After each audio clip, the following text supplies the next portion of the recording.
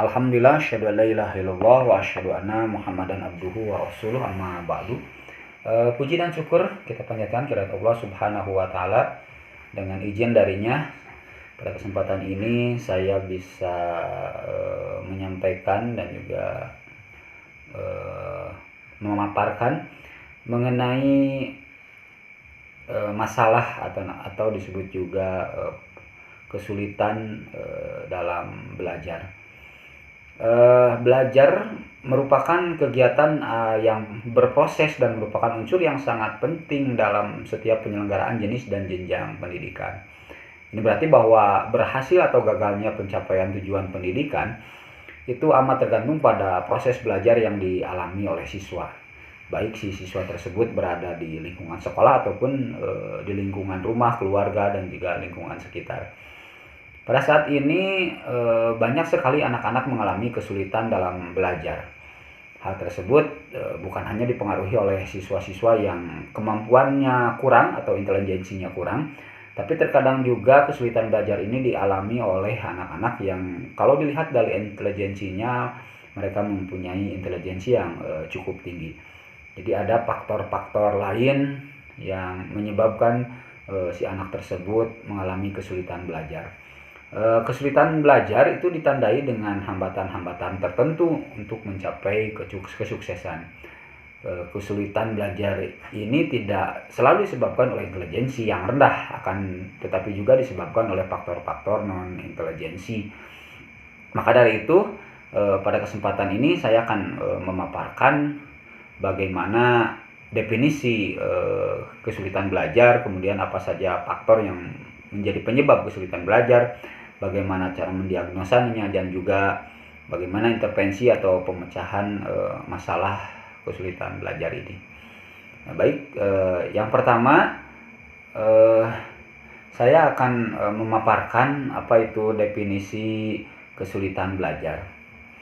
Kesulitan belajar pada intinya merupakan sebuah permasalahan yang menyebabkan seorang siswa tidak dapat mengikuti proses pembelajaran dengan baik seperti siswa lain pada umumnya, yang disebabkan tentu oleh beberapa faktor sehingga anak tersebut terlambat atau bahkan tidak dapat mencapai tujuan belajar dengan baik. Faktor-faktor dalam kesulitan belajar itu bisa muncul baik dari faktor internal dan juga faktor eksternal. Satu faktor internal itu dari diri si anak tersebut. Bisa jadi memang kemampuan intelektualnya yang kurang, ataupun perasaan dan percaya dirinya juga kurangnya motivasi, juga kematangan untuk belajar, jenis kelamin. Yang jelas itu faktor dari si anak tersebut. Abu Humaidi dan Widodo Supriyono mengungkapkan bahwa faktor internal yang menjadi penyebab kesulitan belajar pada siswa yaitu faktor fisiologis, seperti si anak tersebut sakit, kurang sehat, atau ada cacat di tubuhnya. Yang kedua itu faktor psikologis. Faktor psikologis yaitu yang menjadi penghambat atau penyebab kesulitan belajar itu dikarenakan tingkat intelijensi yang rendah dan juga motivasi yang kurang dalam dirinya. Jadi kalau faktor fisiologis itu disebabkan oleh kondisi tubuhnya, kalau faktor psikologis itu dari psikologis anak tersebut, misalkan emang rendah dalam sisi intelijensi ataupun kurang dalam motivasi belajar. Kemudian yang kedua, ada juga faktor eksternal. Faktor eksternal itu bisa juga menyebabkan si anak kesulitan belajar.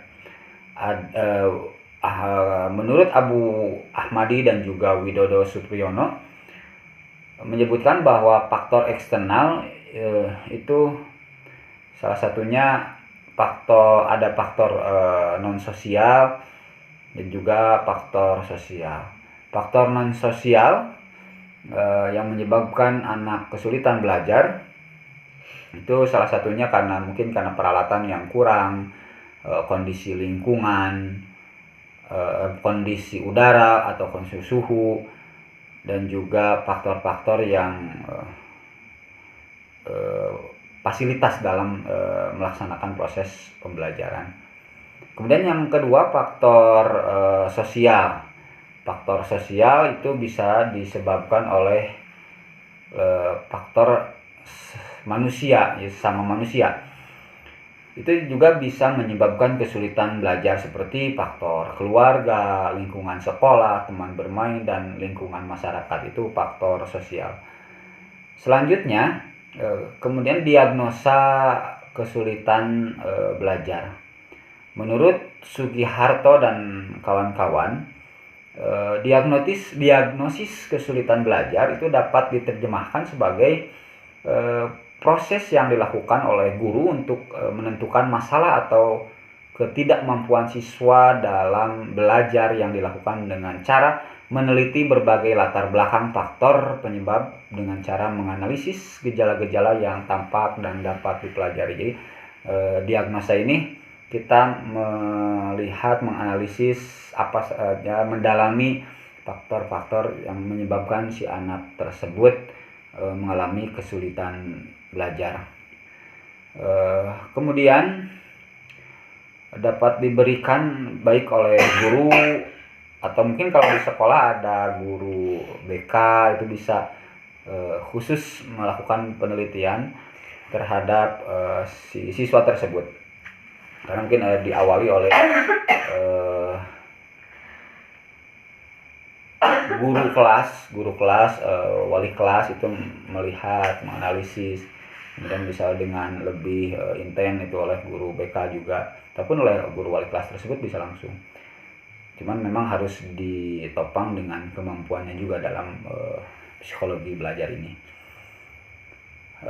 Kemudian dalam melakukan diagnosis diperlukan adanya prosedur yang terdiri dari langkah-langkah yang harus ditempuh, yang itu memang ada aturan-aturan jenis tertentu yang dialami, yang kita gali, yang kita dalami mengenai kondisi si siswa tersebut. Diagnostik ini kadang lebih dikenal dengan diagnostik kesulitan belajar. Itu seperti yang cukup dikenal adalah prosedur Weiner and Sen, itu tahun 1982, yang bagaimana dikutip oleh Wardani tahun 1991, yaitu cara-caranya. Pertama itu melakukan observasi kelas untuk melihat perilaku menyimpang siswa ketika mengikuti pelajaran, dipantau di dalam kelas seperti apa. Kemudian yang kedua, memeriksa penglihatan dan pendengaran siswa, khususnya yang diduga mengalami kesulitan. Jadi itu bisa juga menjadi penyebab si anak kesulitan belajar. Dilihat dulu bagaimana perilaku di kelasnya, kemudian secara penglihatan, pendengaran siswa itu juga diteliti apakah normal ataupun tidak normal. Kemudian yang ketiga, mewawancarai orang tua wali siswa untuk mengetahui hal ikhwal keluarga yang mungkin menimbulkan kesulitan belajar. Karena untuk menggali informasi kita juga butuh kerjasama dengan orang tua atau wali siswa. Kemudian yang keempat, memberikan tes diagnostik bidang percakapan tertentu untuk mengetahui hakikat kesulitan belajar yang dialami siswa. Dan yang kelima, memberi tes kemampuan intelijensi IQ, itu perlu juga khususnya kepada siswa yang diduga mengalami kesulitan belajar. Nanti bisa terutama oleh wali kelas bisa dipilah-pilah, karena mungkin kalau anak yang sudah normal itu biasa saja berjalan. Dibutuhkan penelitian khusus itu bagi siswa yang terlihat mengalami kesulitan belajar. Itu bisa dianalisis dengan cara dilihat dari nilainya, juga bisa dilihat si anak tersebut apakah menurun nilainya. Selanjutnya, bagaimana pemecahan masalah tentang kesulitan belajar. Setelah kita mendiagnostik si anak, bagaimana pemecahan masalahnya. dari hasil penelitian yang telah dilakukan, supaya kita dapat mengambil cara untuk mengatasi masalah kesulitan belajar pada siswa. Ada beberapa langkah yang penting. Pertama, kita menganalisis hasil diagnostik seperti apa, kemudian mengidentifikasi dan menentukan bidang kecakapan tertentu yang memerlukan perbaikan. Jadi dari hasil diagnostik kita telaah, oh mana yang betul-betul ini nih yang menjadi penyebabnya. Kemudian setelah diketahui, baru kita menyusun program perbaikan khusus, remedial teaching, pengajaran perbaikan. Ini langkah-langkah yang harus ditempuh. Jadi hasil diagnosanya seperti apa, terlihat apa yang menjadi permasalahan, dan kita membuat program untuk perbaikan, seperti khususnya program remedial teaching. Setelah langkah-langkah tersebut telah dilakukan, barulah kita sebagai guru melaksanakan langkah-langkah selanjutnya, yaitu melaksanakan program perbaikan.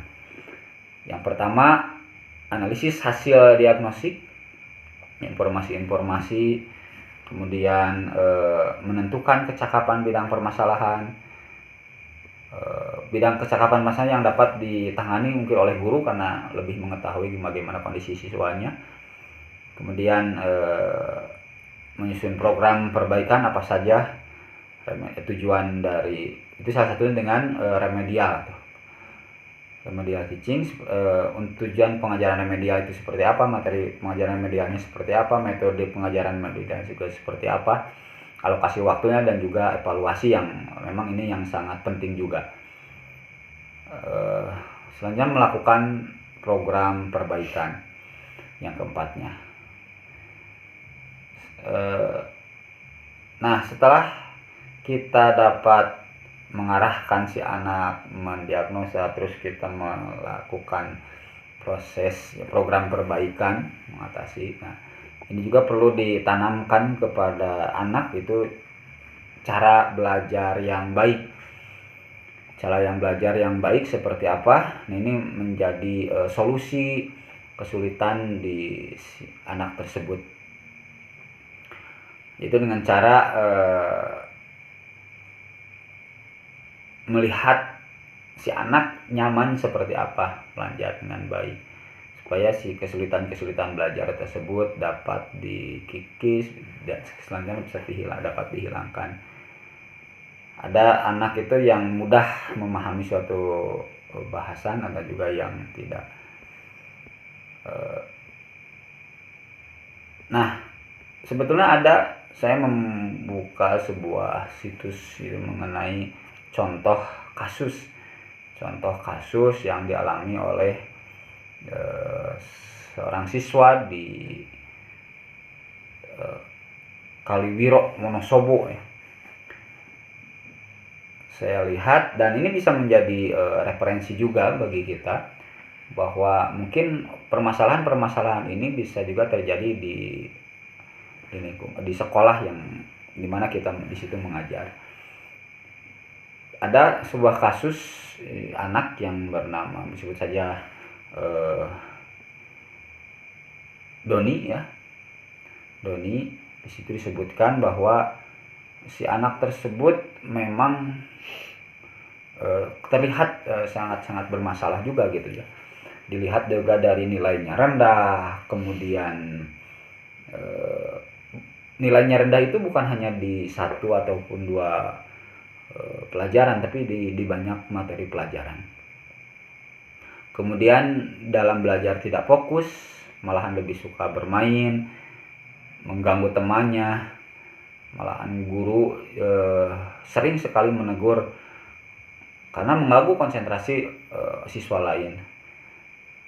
Namun di saat ditegur, anak tersebut yang namanya Doni itu tidak langsung diam dan fokus pada pelajaran, tapi malahan lebih dalam beberapa menit udah melakukan kekacauan lagi di kelasnya. Diberikan tugas PR tidak dikerjakan. Maka dengan kondisi seperti itu, hasil analisis, diteliti, dan mencari bagaimana cara menanganinya.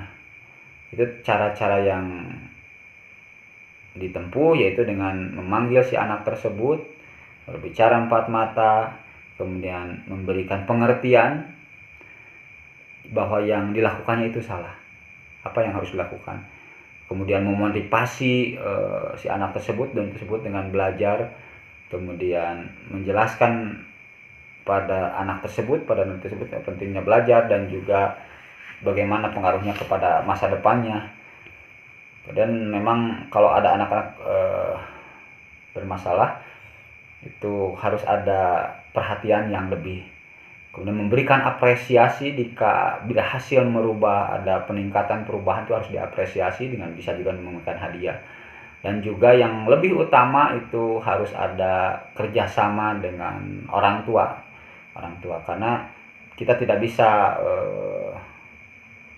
hanya pihak sekolah saja, karena sebagian besar waktunya itu ada di lingkungan keluarga. Itu salah satu kasus dan juga itu menjadi solusi terhadap permasalahan yang ada di lingkungan sekolah. Baik, mungkin itu yang dapat saya sampaikan mengenai kesulitan belajar. Mudah-mudahan apa yang disampaikan ada guna dan manfaat sebagai referensi. Aku qouli hada wa astaghfirullah li wa lakum. Assalamualaikum warahmatullahi wabarakatuh.